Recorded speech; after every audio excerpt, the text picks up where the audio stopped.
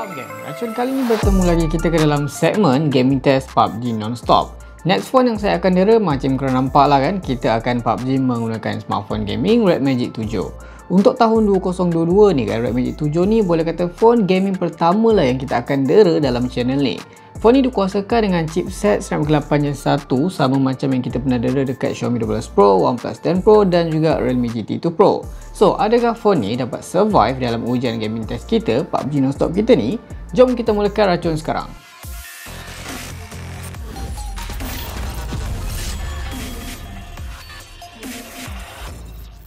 Nampaknya kita dah pun ada dekat dalam lobby PUBG Mobile. Saya akan tunaikan permintaan korang hari ni untuk buat penderaan PUBG dekat Red Magic 7, smartphone gaming pertama 2022.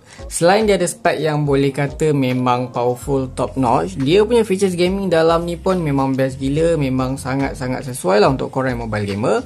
Dia ada audio jack, ada trigger di bahagian atas dengan dia punya touch response tu 500Hz, ada juga dual stereo speaker kan. Dan yang paling feature special yang ada dekat Red Magic 7 ni kan, yang paling dibanggakan, phone ni selain dia ada orang cakap cooling system 8 lapisan, dia juga ada turbo fan yang boleh bergerak dengan kelajuan 20,000 rpm. So dekat sini korang akan nampak ada lubang keluar angin, di bahagian bawah ni ada lubang angin masuk, dekat bahagian belakang pun ada lubang angin masuk. Ok, so lepas ni saya akan onkan. Sekarang ni kita akan tengok dululah feature-feature lain yang kita akan gunakan sebelum gaming. Yang mana sekarang ni bateri dah penuh 100%, kita akan gaming pakai data bukan wifi. Untuk brightness saya dah setkan paling tinggi. Untuk benda-benda lain macam dia punya light strip saya offkan. Phone ni juga support 165Hz dia punya screen, saya dah pun onkan juga. Untuk dia punya RAM, phone ni yang saya beli ni, unit saya ni 12GB RAM lah. Ok, so kita akan tengok dulu grafik. Macam korang tahu, phone ni dikuasakan Snapdragon 8 Gen 1. Highest grafik dekat sini normal, dia masih belum optimize. Korang boleh pakai macam biasa, cuma tak ada smooth 90fps lah buat masa ni. Nanti kalau dah ada, kita akan setting lagi, jangan risau. Alright, kita akan set dulu apply, audio pun ultra. So kalau korang dah ready, kita akan cabut port USB-C di bahagian bawah ni. Ok, cabut dulu. Kita akan start timer dan kita akan start game sekarang. Kita dah pun ada dekat dalam Spawn Island. Dia masuk memang sangat laju lah. Untuk spek tu saya akan bagi tahu secara ringkas. Yang mana untuk screen ni memang sangat besar lah, 6.8 inci dan jenis flat AMOLED bukan curve. Dia punya refresh rate support 165Hz macam korang nampak. Dia punya touch sample rate dekat screen ni boleh support sampai 720Hz macam Black Shark. Dan untuk punya trigger di bahagian atas ni saja 500Hz lah untuk dia punya touch response. So, saya dah pun naikkan volume tu kepada 90% dekat sini. Yang mana kan, dia juga pakai stereo speaker yang ditune by DTS:X Surround Sound tau. Satu dekat sini lubang, satu dekat sini. Bunyi dia bagi saya memang kuat lah, memang sedap tau. Dan kalau korang onkan dia punya feature tu kan, korang boleh dapatkan 4D vibration lah. Bila korang tembak tu memang akan terasa gegaran lah, memang sedap gila.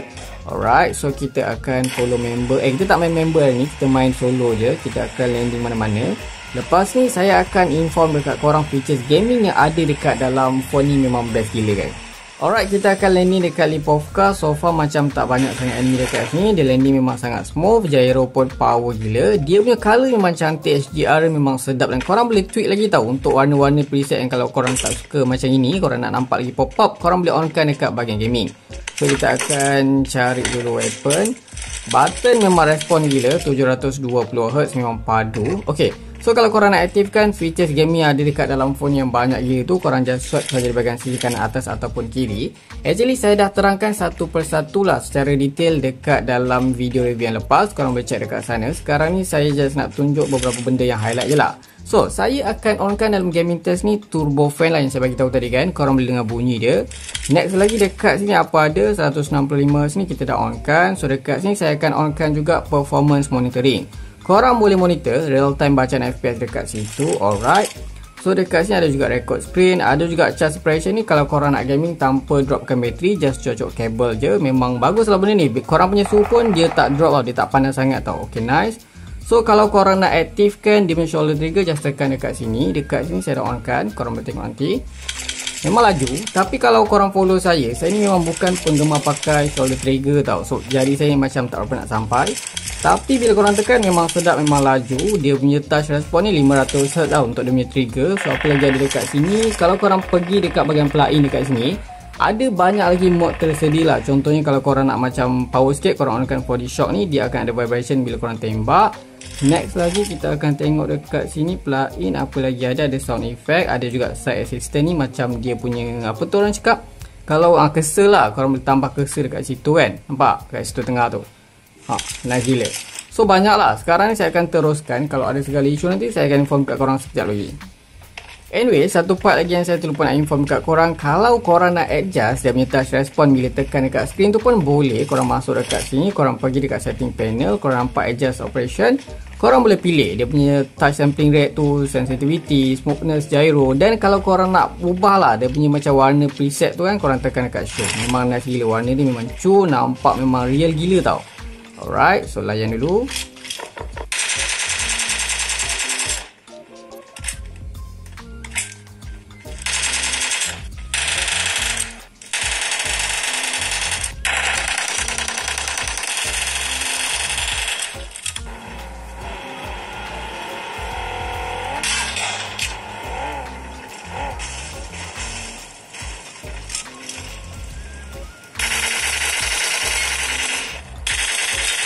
Kita dah PUBG sekarang ni lebih kurang 32 minit. Yang mana kalau bercakap dari segi performance tu memang tip-top lah kan. Dia punya button pun memang respon sangat-sangat laju.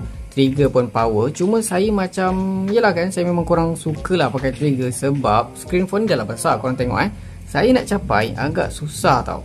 So tak apalah, yang lain tu tak di show. Kita akan terus berbaki lagi 7 orang je. Kita layan dulu tengok macam mana.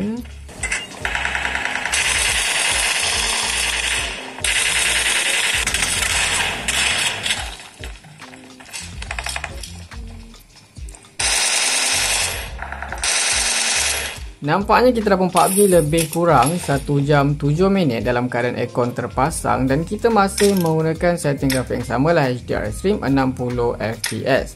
Yang mana dalam keadaan kita pasang aircon, kita pasang turbo fan ni memang saya tak rasa langsung panas even tak pakai casing, memang nice gila. So kita akan cuba check di bahagian hadapan ni, paling tinggi kita dapat sekitar 37. Saya perasan untuk Magic 7 ni, dia punya panas tu biasa akan lebih di bahagian sini. So kita akan cuba tengok lah, paling tinggi kita dapat di bahagian belakang ni sekitar 36-37 juga. Kejap lagi kita offkan aircon, kita akan tengok macam mana keberkesanan dia bila kita offkan aircon, macam mana dari segi kipas dia kan, membantu tidak kan. Biasanya akan lebih panas. Ok, so kalau bercakap dari segi prestasi dekat sini memang standard Snapdragon 8 Gen 1, tak ada apa yang korang nak komplain. Korang drop tempat banyak player ke kan, ada banyak anime dalam satu masa ke, memang ok gila. Tak ada mengalami sebarang stuttering, lagging, stuck, memang tak ada, memang sedap lah. Untuk button macam korang nampak, memang sangat-sangat responsif. 720Hz dia memang sangat-sangat membantu. Dia punya trigger 500Hz ni pun memang sangat-sangat laju bila korang tekan, memang power gila. Features gaming pun banyak, sedap lah untuk korang gaming kan. Untuk gyro pun memang sedap. Segala ni memang terasa sangat-sangat lancar lah untuk 1 jam ni. Sekarang ni saya akan cuba offkan aircon dan kita akan cuba tengok macam mana perginya guys.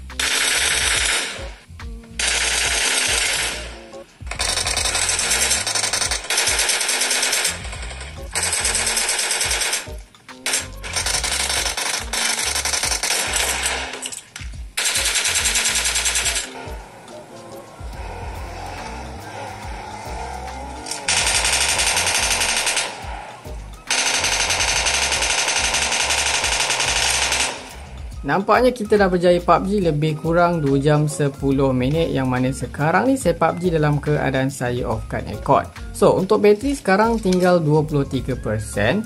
Untuk bacaan suhu biasanya kan, kalau korang ingat lagi phone-phone yang saya dah pakai Snapdragon 8 Gen 1, kalau saya offkan aircon suhu boleh cecah sampai 46 max. So untuk Magic 7 ni dia ada turbo fan, so kita akan cuba tengoklah macam mana berkesan ke tidak. So di bahagian hadapan ni paling tinggi kita dapat sekitar 43 darjah Celsius. Kalau di bahagian belakang ni kita akan cuba cek berapa paling tinggi kita dapat. Biasanya dia akan panas di bahagian atas dekat kamera. So dekat sini paling tinggi kita dapat sekitar 44 darjah Celsius sahaja, which is masih awesome, tak sampai overheat lah, tak cecah 45 ke atas. Bagi saya just nice lah, agak membantu lah demi kipas yang running dekat dalam phone ni kan. Ok, just nice. Untuk dari segi dia punya performance, prestasi memang sama je lah macam Snapdragon 8 Gen 1 yang lain. Saya tak mengalami sebarang isu yang pelik-pelik lah, ghost touch tak ada, multitouch tak ada. Performance tu macam korang nampak, dia punya bacaan FPS tu dia boleh maintain selamba je 60 FPS, memang tak ada masalah. Dan Red Magic 7 ni adalah satu-satunya smartphone yang saya ada yang pakai Snapdragon 8 Gen 1. Kalau main Genshin Impact tu boleh stabil, boleh konsisten 60 FPS, memang dahsyat lah geng. So, kita akan onkan aircon balik dan kita akan teruskan gaming. Kita akan tengoklah berapa lama phone ni dapat survive.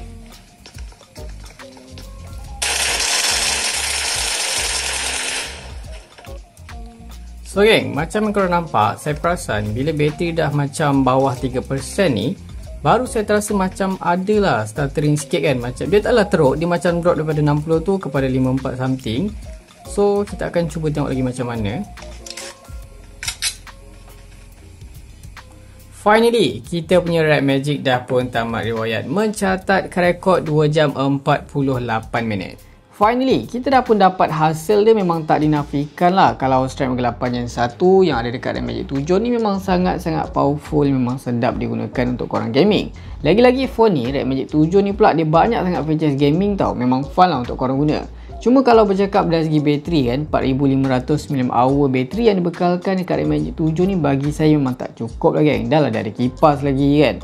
Lepas tu refresh rate tinggi. Kalau korang nak gaming lama lah kan, korang kena drop lah dah punya refresh rate kan. Korang kena dropkan juga, reducekan juga punya brightness, baru korang boleh dapat ketahanan bateri yang lebih lama lah, boleh cecah dalam 3-4 jam. Kalau tidak, macam korang nampak tadi lah, 3 jam pun tak boleh cecah tau PUBG non-stop kita kali ni. Okey lah kan part tu.